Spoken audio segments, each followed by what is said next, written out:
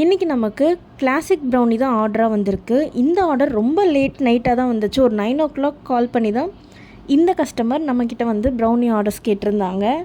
And இந்த customer already நம்மக்கிட்ட brownies நிறைய டைம் வாங்கியிருக்காங்க. இந்த டைம் அவங்களோட அப்பா அம்மா ஆனிவர்சரிக்காக தான் நம்மக்கிட்ட கேக் ஆர்டர் பண்ணியிருந்தாங்க. எப்போவுமே 1 or 2 days பிஃபோராகவே நம்மக்கிட்ட சொல்லிடுவாங்க, இந்த டேட்டில் எனக்கு ப்ரௌனி வேணும் அப்படின்னு சொல்லிட்டு. பட் இந்த டைம் இவங்களோட அப்பா அம்மா ஆனிவர்சரி இவங்களே மறந்துட்டு ரொம்ப லாஸ்ட் மினிட்ல தான் நம்மக்கிட்ட ஆர்டர் பண்ணாங்க. 9 to 9:30 அந்த டைமில் தான் கால் பண்ணியிருந்தாங்க. ஸோ எடுக்கலாமா வேண்டாமா அப்படின்னு யோசிச்சுட்டே இருந்தேன். பிகாஸ் இதுக்கு முன்னாடி தான் நமக்கு ஒரு 3 அசார்ட்டட் ப்ரௌனி பாக்ஸும் ஒரு ப்ரௌனி ஜாருமே ஆர்டராக இருந்துச்சு. கரெக்டாக அதை முடிச்சுட்டு எல்லாத்தையும் க்ளீன் பண்ணி வைக்கும்போது தான் இந்த கால் நமக்கு வந்துச்சு. ஸோ அகெயின் திரும்பி ஃபஸ்ட்லேருந்து ஸ்டார்ட் பண்ணணும்.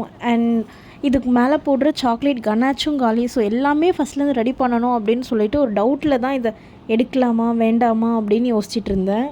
இவங்க நம்மளோட ரெகுலர் கஸ்டமர் அப்படின்றதுனால சரி ஓகே நம்ம எடுத்துடலாம் அப்படின்னு சொல்லிவிட்டு அகெயின் நம்ம எல்லாத்தையுமே பண்ண ஸ்டார்ட் பண்ணோம் திரும்பி ஃபஸ்ட்லேருந்து.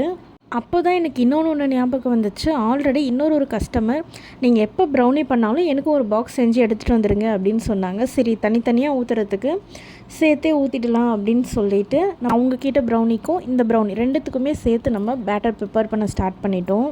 ப்ரௌனி ப்ரிப்பேர் பண்ணுறதுல ஃபஸ்ட்டு ஸ்டெப்பே பட்டர் அண்ட் டார்க் சாக்லேட்டை மெல்ட் பண்ணுறது தான்.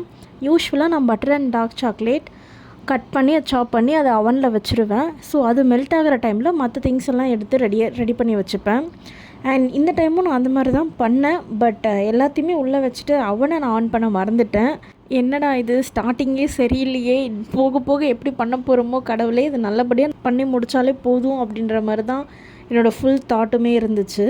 டார்க் சாக்லேட் அண்ட் பட்டர் நல்லா மெல்ட் ஆனதுக்கப்புறம் நம்ம ஸ்டாண்ட் மிக்சரையும் ஆன் பண்ணியாச்சு. அண்ட் அது கூட நம்ம ஆல்ரெடி மெல்ட் பண்ணி வச்சுருக்கிற சாக்லேட் அண்ட் பட்டரையும் ஆட் பண்ணியாச்சு. அண்ட் இது கூடவே மைதா அண்ட் கோகோ பவுடரையும் ஆட் பண்ணி நல்லாவே மிக்ஸ் பண்ணி எடுத்தாச்சு. அண்ட் ஆல்ரெடி நமக்கு வந்து சாக்லேட் கனாச்சும் காலி ஆகிடுச்சு. ஸோ அதுவுமே ஒரு சைட் பை சைட் நான் ப்ரிப்பேர் பண்ணி எடுத்துக்கிட்டேன். ஸோ இதெல்லாம் பண்ணுற அந்த டைம்லேயே வந்து நமக்கு பேட்டர் ரெடி ஆகிடுச்சு. அண்ட் இதுக்கு நான் வந்து பெரிய டின், அது கூடவே நான் சின்ன ப்ரௌனி டின்னுமே எடுத்துக்கிட்டேன். இது வரைக்கும் எல்லாமே ப்ராப்பராக தான் பண்ணிகிட்டு இருந்தேன்.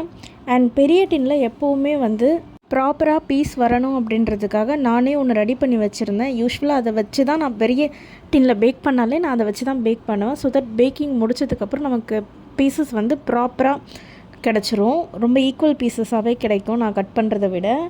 அண்ட் இந்த டைம் எல்லாத்தையுமே ரெடி பண்ணி ப்ரௌனி பேக் பண்ணி எடுத்ததுக்கப்புறம் தான் தெரியுது நான் அந்த எல்லாத்தையுமே ரெடி பண்ணி எக்கோட, யூஸ்வலாக நான் எக் எங்கே ஸ்டோர் பண்ணணும் அந்த பாக்ஸ் மேலேயே வச்சுட்டேன்.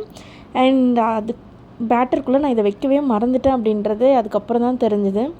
அண்ட் எப்படியுமே பீசஸ் வந்து இதில் போட்டு தான் கரெக்டாக இருக்கும் அப்படின்றதுனால ப்ரௌனி நல்லா கூல் டவுன் ஆனதுக்கப்புறமேட்டு அதில் நான் அதை வச்சுட்டேன்.